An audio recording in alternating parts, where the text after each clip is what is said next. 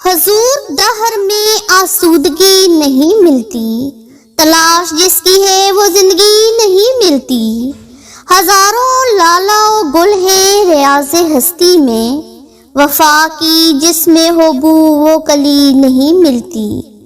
مگر میں نظر کو ایک آبگینہ لایا ہوں، جو شے ہے اس میں وہ جنت میں بھی نہیں ملتی۔ معزز سامعین کرام، صدر ذی وقار اور میرے پیارے ساتھیوں، السلام علیکم۔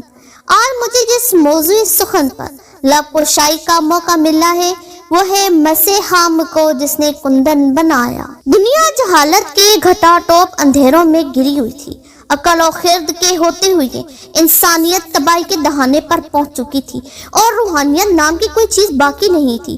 بالخصوص دنیا عرب تو اس تھرڈ کلاس کی سوسائٹی کا منظر پیش کر رہی تھی، جہاں کمزوروں اور ناداروں کو انسان کے نام سے پکارنا آر اور طاقت سب کچھ سمجھا جاتا تھا۔ جب تمام حدود سے تجاوز فخر اور شر ٹھہرا اور خوی ابلیسی انسانیت کی طرف منتقل ہونے لگی اور عرب میں جہالت کا دور دورہ تھا، عرب جس پہ کرنوں سے تھا جہل چھایا، پلٹ دی بسی کان میں اس کی کایا۔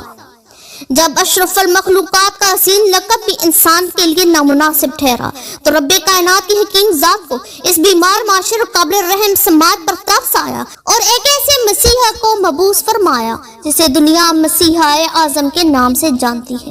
ہاں، اس مسیحا اعظم کا نام مبارک محمد صلی اللہ علیہ وآلہ وسلم، جو 1448 برس قبل آج ہی کے دن حضرت عبداللہ اور اماں آمنہ کے گھر پیدا ہوئے۔ لا ریب آپ صلی اللہ علیہ وآلہ وسلم کی بعثت اس نیست جہاں کے لیے ایک ایسی ہستی ثابت ہوئی جس کے طفیل اللہ تعالیٰ نے انسانیت کو ایک مرتبہ پھر ذلت سے نجات دے کر شرف و کرامت سے نوازا۔ آپ صلی اللہ علیہ وآلہ وسلم ایک ایسے شہنشاہ تھے جن کی پہچان درویشی اور عاجزی تھی، اور ایک ایسے ناز پرور تھے جن کا حلقہ خدام اور غلاموں سے ہر وقت خالی رہتا تھا، جو شکم مبارک کو غذا سے سیر کرنے کی بجائے پتھر باندھنے سے بہلاتے، جو یتیموں کا مولا تھا، غریبوں کی مرادیں بر لانے والا تھا، اور جو خطاکاروں سے درگزر کرتے تھے، جن کے واسطے سے مسیحام کندن بنے اور جن کی شفقت بھرے رویے نے پکے دشمنوں کو بھی یار غار بننے پر مجبور کر دیا۔ اتر کر ہرا سے سوئے قوم آیا اور ایک نسخہ کیمیا ساتھ لایا، مسیحام کو جس نے کندن بنایا، کھرا اور کھوٹا الگ کر دکھایا۔ ساتھیوں، اعلیٰ اخلاق اور حمیدہ اوصاف کی رفتوں پر متمکن اس بشر اطہر کے بارے میں کلام اللہ خود گواہی دیتا ہے کہ انک لعلی خلق عظیم، بلا شبہ آپ اخلاق کے بلند مرتبے پر فائز ہیں۔ خود آپ صلی اللہ علیہ وآلہ وسلم فرماتے ہیں کہ میں حسن اخلاق کی تکمیل کے لیے مبعوث کیا گیا ہوں۔ معزز سامعین کرام، سردار مرسلین کی ذات شریفہ، وفا کا پیکر، صبر کا کوثر، بردباری اور درگزر کا پتلا، استغنا و قناعت کا بحر بیکراں اور شرم و حیا کی ایک بے مثل نمونہ تھی۔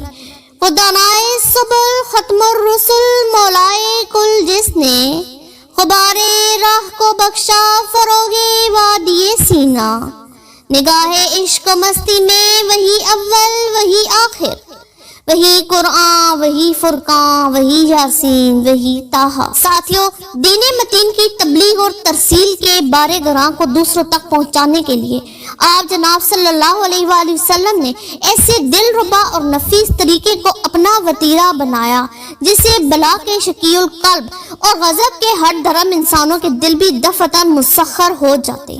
آپ صلی اللہ علیہ وآلہ وسلم کے اعلیٰ اخلاق ہی کا کرشمہ تھا کہ لوگ گروہ در گروہ اسلام کے حلقہ بگوش ہوتے رہے، اور اس مکمل ضابطہ حیات کو آگے لے جانے میں آپ صلی اللہ علیہ وآلہ وسلم کے ہمسفر بن جاتے۔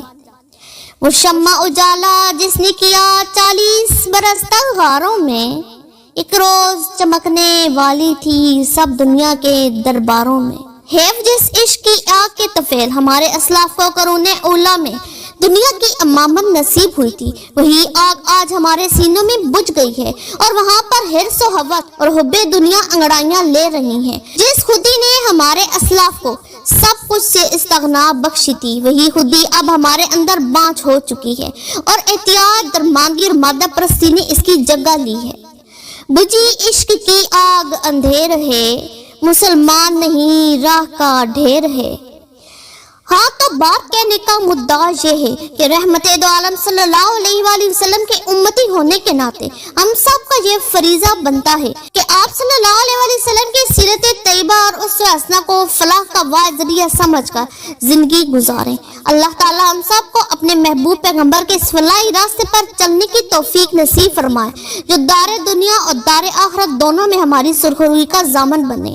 حفیظ طائب کے نعتیہ کلام کے ساتھ اپنی تقریر کو سمیٹتی ہوں۔ لب پر نبی کا اسم مبارک رواں ہوا، ہر سانس فرتے شوق سے نگت فشاں ہوا، سمٹا ہوا طاہرہ میں جو نور پاک، روشن اسی سے دہر کراں تا کراں ہوا۔ اس کا کلام خیر کا پیغام بن گیا، اس کا نظام امن و سکون کا نشاں ہوا۔ رچ بس کہیں ہے خیال میں اس کی لطافتیں، طائب میں بے نیاز بہار و خزاں ہوا۔ آپ کی سماعتوں کا شکریہ۔